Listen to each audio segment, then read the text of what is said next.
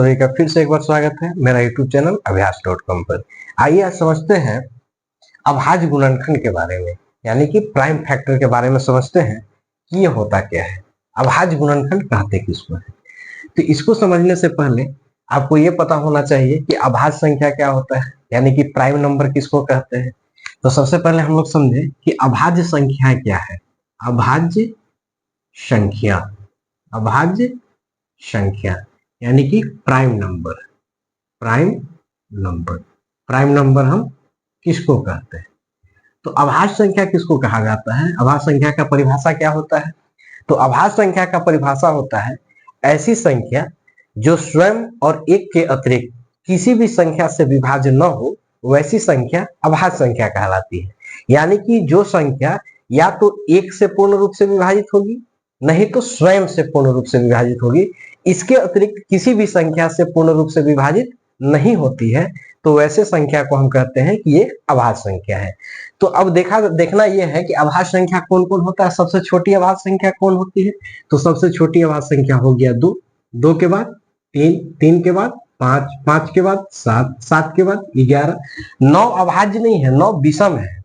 Confuse कर जाते हैं बच्चे, 9 विषम है। विषम में होता है जिसमें 2 से भागने लगे, और हम लोग देख रहे हैं अभाज्य संख्या प्राइम नंबर को, तो इसमें होता है कि किसी भी संख्या से भाग न लगे, सिर्फ एक और स्वयं के अतिरिक्त। तो 11, 11 के बाद क्या होगा 13। तो इस तरह से संख्या आती जाती है, तो इसको कहते हैं हम अभाज्य संख्या।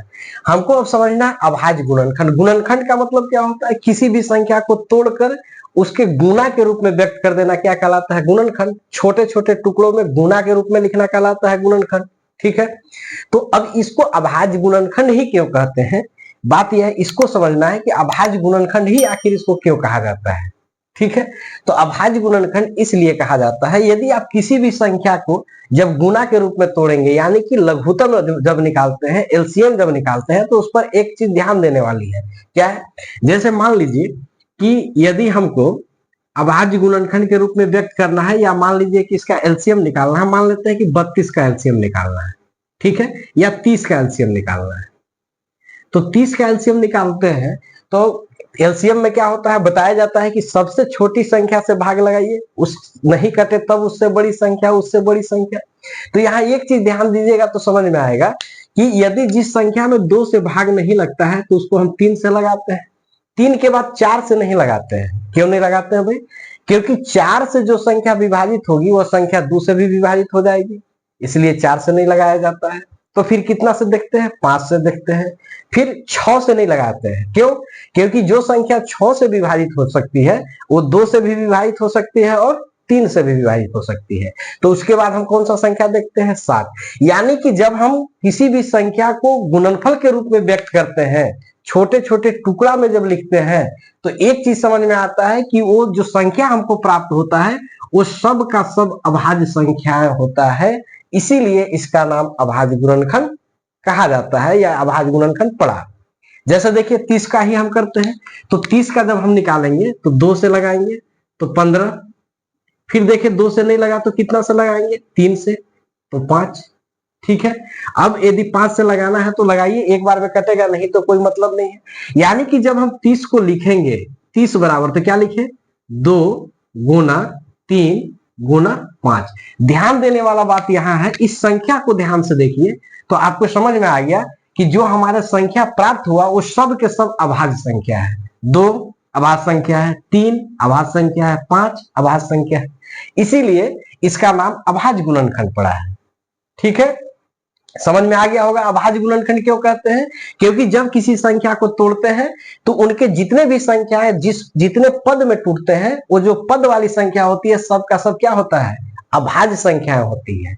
ठीक है, जैसे अगर मान लेते हैं कि हमें यहाँ पे 48 को तोड़ना है, 48 को, तो 48 को जब हम अभाज्य गुणनखंड करेंगे, यानी इसका गुणनखंड करेंगे, तो स्वतः अभाज्य संख्या हमको प्राप्त हो जाएगी। देखिए कैसे, 2 से लगाएंगे, 2 दूना 4, 2 चौके 8, फिर 2 से लगा तो 12, फिर 2 से लगा 6, फिर 2 से लगा 3।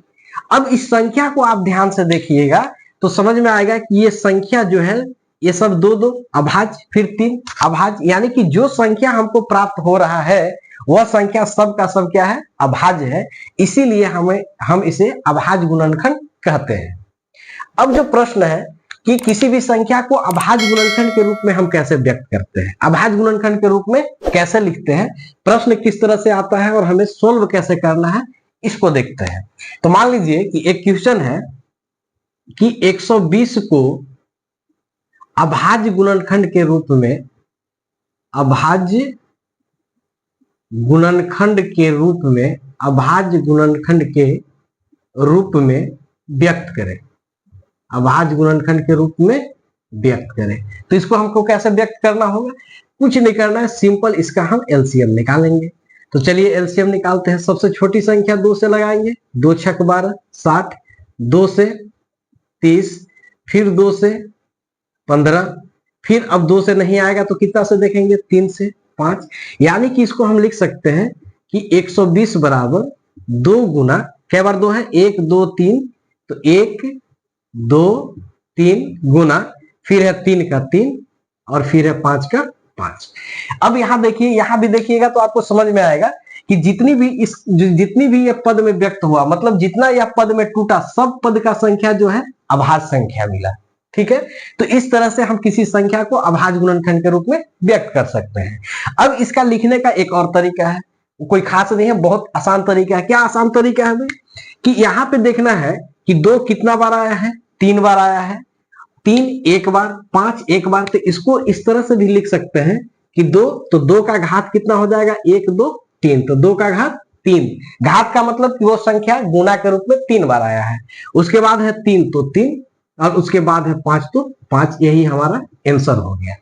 ठीक है, अगर मान लीजिए कहेगा कि 64 को अभाज्य गुणनखंड के रूप में व्यक्त कीजिए, 64 को अभाज्य गुणनखंड के रूप में, अभाज्य गुणनखंड के रूप में लिखे,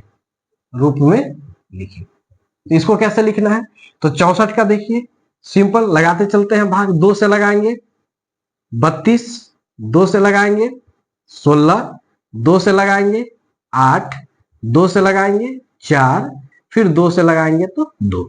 अब इसको कैसे लिखना है, तो 64 बराबर, उतना ज्यादा लिखने का जरूरत नहीं, यहीं से देख लेंगे कि संख्या कौन सा है, तो 2 है, 2 लिख लिए। अब कितना बार है, 1 2 3 4 5 6, तो घात कितना हो जाएगा, 6, यानी कि 2 का घात 6, यही हमारा आंसर होगा।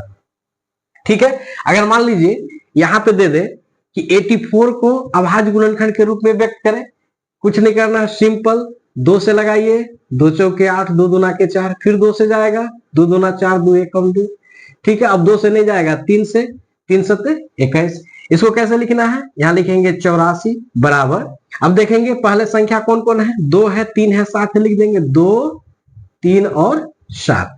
ठीक, अब ये देखना है कि 2 जो है कितना बार आया है, तो 2 बार, तो इसका घात 2 लग जाएगा।